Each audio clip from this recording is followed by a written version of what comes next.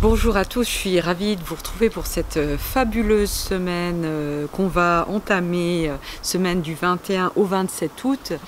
Une semaine qui débute bien entendu par l'éclipse, une éclipse totale qui sera visible aux États-Unis, donc là dans une ligne qui commence à Salem. Alors ça ne sera pas le Salem des sorcières de Salem, ce Salem-là il se trouve plutôt à l'est des États-Unis, mais le clin d'œil est intéressant.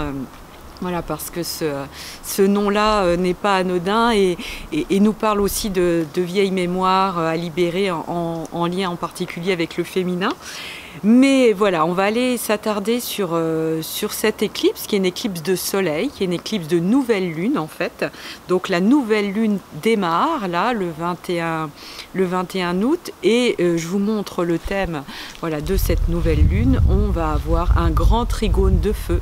Alors que de feu, du feu, du feu. Non seulement on a un grand trigone de feu, donc les signes de feu c'est le lion, le bélier et le sagittaire, mais en plus cette nouvelle lune elle se fait conjointe à Mars. Donc voilà, du feu, qu'est-ce qu'on va faire de tout ce feu? Eh bien on a tout intérêt, histoire que le feu ne nous tombe pas dessus, justement de le prendre complètement en main, de nous imprégner de ces énergies de création, parce que ce feu est infiniment créatif et plus on va se centrer vraiment sur la confiance voilà, dans ce feu, plus voilà, ça va pouvoir se faire de manière absolument créative et je vais vous donner quelques indications justement pour pouvoir voilà, prendre en main ce feu et travailler les énergies qui nous viennent. Alors ce sont des énergies extrêmement puissantes, vous avez dû le sentir depuis quelques jours, voire depuis quelques semaines, évidemment avec la dernière éclipse du 7 août, de grosses libérations de mémoire, d'où encore une fois l'importance de se poser, de prendre l'air, d'aller dehors, de marcher, de se vider la tête, pour justement voilà, que toutes ces énergies qui sont en train de nous bouleverser puissent se remettre en place. Le corps, s'il est mis en mouvement, donc en prenant l'air, en respirant, en allant se promener dans les parcs, dans la forêt, eh bien on va remettre voilà, toutes ces énergies qui sont en train de bouger, de remettre tout en place et de remettre notre moi en place. On est vraiment voilà, dans cette période de feu, le 21 août ouvre cette éclipse et les effets de cette éclipse vont se prolonger bien entendu bien au-delà du 21 et l'idée c'est vraiment de penser à l'énergie de feu et à l'émotion de feu. Quelle est l'émotion de feu? Il y en a plusieurs.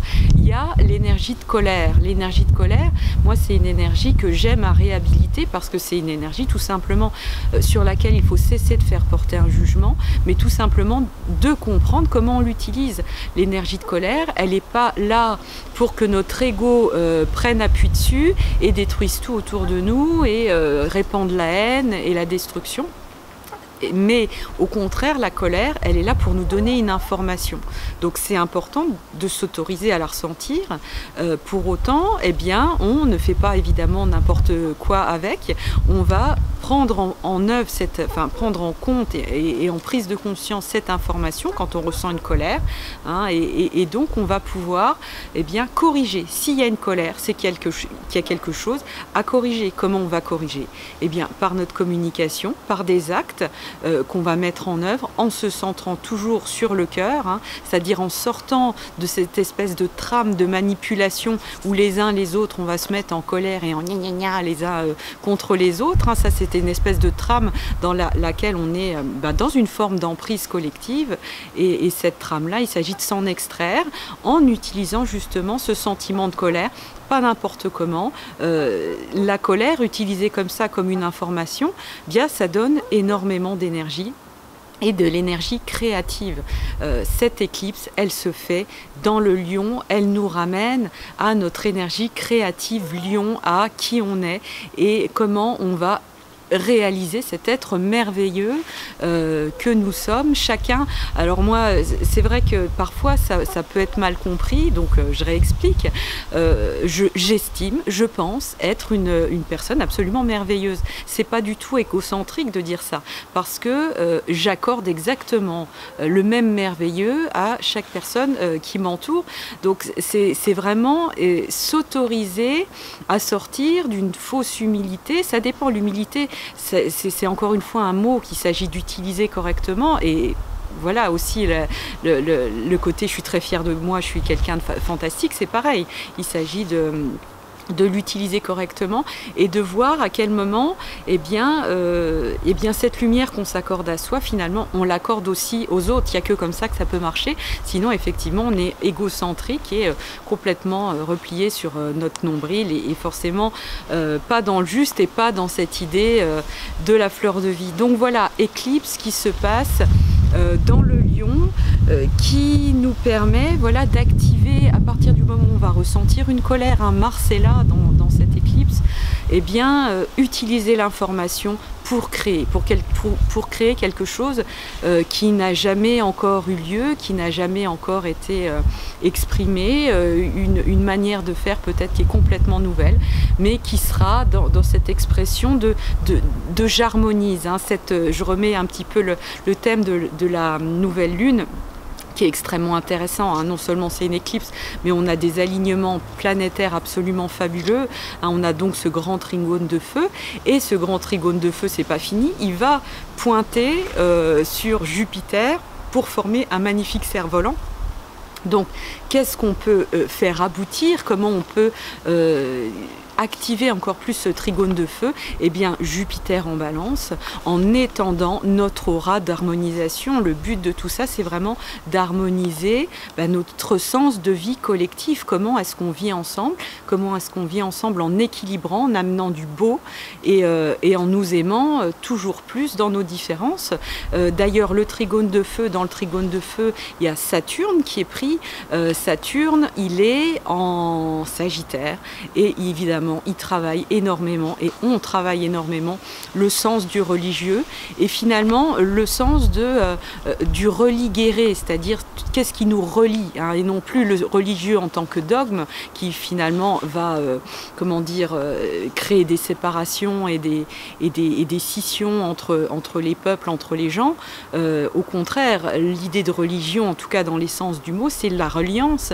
Donc ce qui est interrogé là aussi, c'est comment on va harmoniser et sortir de nos croyances vis-à-vis de telle ou telle culture pour aller vraiment à l'essence des choses et se dire ok, là Jupiter, en plus en parlant d'essence, pas Jupiter, Saturne, il est conjoint à la lune noire en plus de ça, magnifique, au moment de cette éclipse.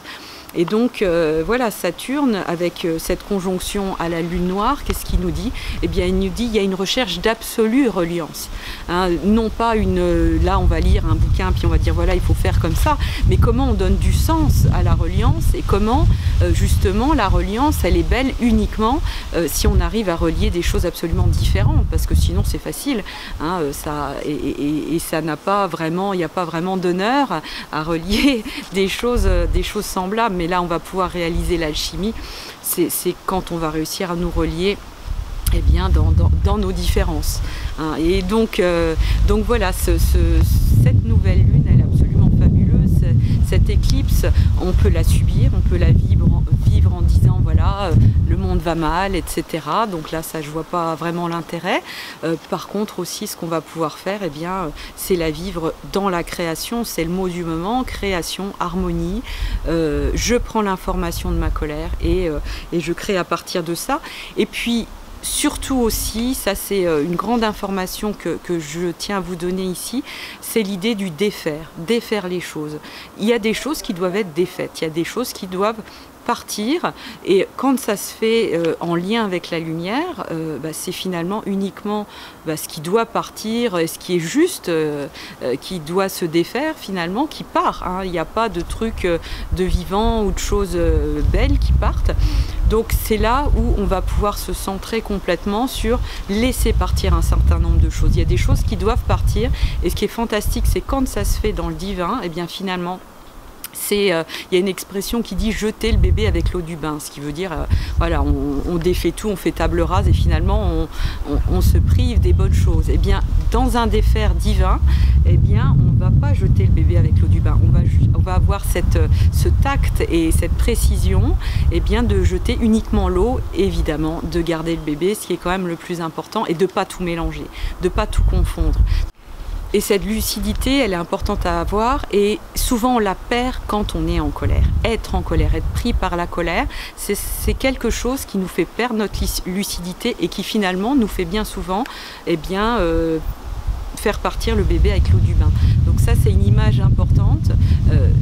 Là où on va être vraiment malin, quelque part, c'est de prendre cette colère comme une information, je vous le disais tout à l'heure, et de surtout pas perdre cette lucidité et garder la lucidité de qu'est-ce que je vise. Je vise le lien, je vise l'harmonie, je vise, ok, si les choses se défont, ben laissons défaire, c'est comme ça, c'est pour laisser de la place à la lumière. Et donc, pour ça, toujours, c'est important de se poser, de prendre l'air, de prendre soin de soi, de prendre des moments pour soi, d'accepter des moments de solitude, d'accepter des moments de partage quand on en a besoin, en tout cas évidemment, de s'écouter. Alors la semaine n'est pas finie parce qu'après l'éclipse, il y a d'autres choses qui se passent dans le ciel. Le 22, le soleil rentre en Vierge, donc on est encore dans cette idée. La Vierge, c'est quand même une purificatrice, une clarificatrice, donc elle va nous permettre de se défaire des choses, mais dans la subtilité, pas en faisant ouais, allez, j'en ai marre, je balance tout, etc. Non, non, c'est pas ça la Vierge, c'est beaucoup plus subtil. Et c'est beaucoup plus fin que ça. Et donc voilà, laissez le divin faire, finalement les choses vont se défaire toutes seules, vous inquiétez pas, surtout avec les énergies qui sont en place. Et ne pas se laisser non plus happer par les bouleversements, parce que bouleversements, il peut y en avoir, hein, ça peut être très surprenant, hein, ce qu'on vit en ce moment. Uranus est pris dans ce grand trigone de feu, donc Uranus c'est quand même la semaine de la surprise, donc si on a des choses surprenantes, bah ok. Allez, on va prendre l'air, on va aller boire un coup en terrasse d'un café, hein, pourquoi pas, regarder les gens passer. C'est le moment vraiment de... On ne se laisse pas prendre par ces événements, par cette grande trame voilà, dont je vous parlais tout à l'heure. Autre événement, le 25, ça n'en finit pas avec cette semaine. Le 25, Saturne redevient direct, hein, ce qui nous amène vraiment dans ce que je vous disais tout à l'heure par rapport au religieux, au sens de se relier à quelque chose qui va être peut-être beaucoup plus facile. On va pouvoir beaucoup plus avoir la main là-dessus. Et le 26, Vénus entre en Lion. Et là encore, voilà, Vénus, si vous avez pris le temps, c'est là où c'est important de suivre les mouvements et les énergies. C'est si vous aviez bien pris le temps de vous poser pendant le temps de Vénus en Cancer, d'intégrer qui vous êtes, d'intégrer voilà l'amour que vous représentez, ce cristal voilà que vous êtes et qui est là pour illuminer le monde, hein, clairement, hein, sans aucune fausse humilité. Eh bien, vous allez pouvoir vivre votre Vénus en Lion de manière absolument créative, joyeuse, dans des relations qui seront amusantes, qui seront amoureuses. Voilà, tout ça, c'est Vénus en Lion. Mais pour ça, elle avait besoin d'être nourrie avant en Cancer. Donc voilà, on fera une méditation sur le jour de l'éclipse, le 21, avec la communauté privée de l'auto-coaching. Et donc voilà, c'est vraiment important de pouvoir se relier à ces énergies et vibrer, quoi, vibrer. C'est vraiment pas le moment d'aller dans les angoisses, hein. Encore une fois, l'angoisse peut être une information, mais il ne s'agit pas d'être happé là-dessus. Tous ces sentiments négatifs, en tout cas traités comme négatifs, ce sont des informations. Prenons-les comme des informations, mais gardons la main sur notre monture, hein, sur notre cheval, et guidons-le vers où on veut aller. C'est ça aussi Saturne en Sagittaire, c'est toujours rester l'œil fixé sur l'objectif et sur un objectif de lumière. C'est un choix à chaque instant. Hein, choisir entre l'ombre et la lumière, c'est un choix de chaque instant.